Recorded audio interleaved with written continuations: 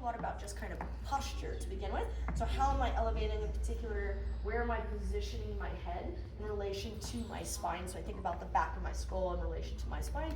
Talked about this being poised, so sending my full straight body, nose over toes, head over heels. From here, nose over toes, head over heels, versus pitch. This is what I would call pitch. This is going to change the range of motion that we have pitching forward or then pitching back. And basically it's about understanding that sometimes I'm going to end up in the ball of my foot, the midsection of my foot, or the heel, and just feeling comfortable with all three of these rather than just kind of going in the midsection of the foot all the time. Okay? How much pitch and posture I use is going to change in effect, like I said. So maybe if I'm using a little bit more pitch, I don't want to be all the way back into my heel, right? It's like a sliding scale that we want to talk about. From there, we talked about grounding ourselves too, right? Just pushing down through the floor as I'm elevating through my spine. We use the releve as an example. So I'm pushing down through the floor in between that big toe and second toe in the ball of my foot. So I press down as I'm lifting and elevating up. And if I take my heels down from this releve, I still am feeling the floor and I'm able to utilize it so much more, okay? We then talked about this like sliding scale of where my weight distribution is.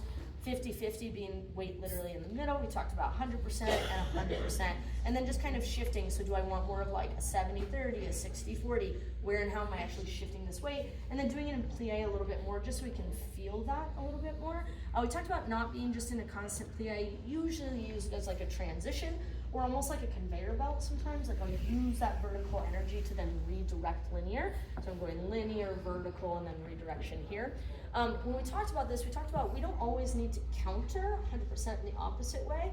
So if my partner is moving out towards this direction, in theory, I can be weighted on the right, but the weight distribution has to shift back. So I shift my center to actually create that counterbalance, but still holding the weight on the ball of my right foot.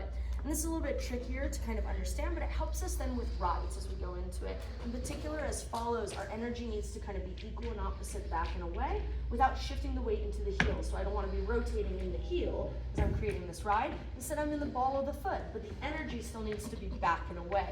So this sliding scale and kind of understanding where that is really essential for us as we move into rides, yeah?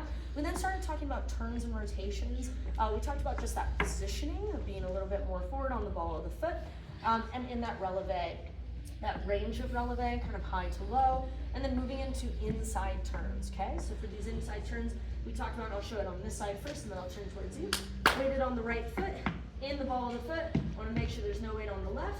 I'm opening the right, and then closing circular around an axis point. So from here, open, and then I close together the left side to the right around rotationally rather than pushing off and trying to create linear and rotation, okay? A lot of the times we want to use this back leg to generate energy and to kind of throw.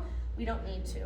We need to focus on pushing that heel of our standing leg. So I'm pushing that around as I'm moving through, push and move through, okay? Did this on both sides. We talked about, position, posture, understanding our balance, weight distribution.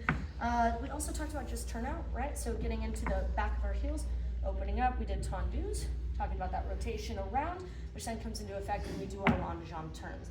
So again, we like to weight back, push, kick around, and that energy that we're throwing changes the position of our standing leg rather than being stacked, almost holding that leg back, and then we're able to do that rotation. That was our class, guys. Thank you all so much.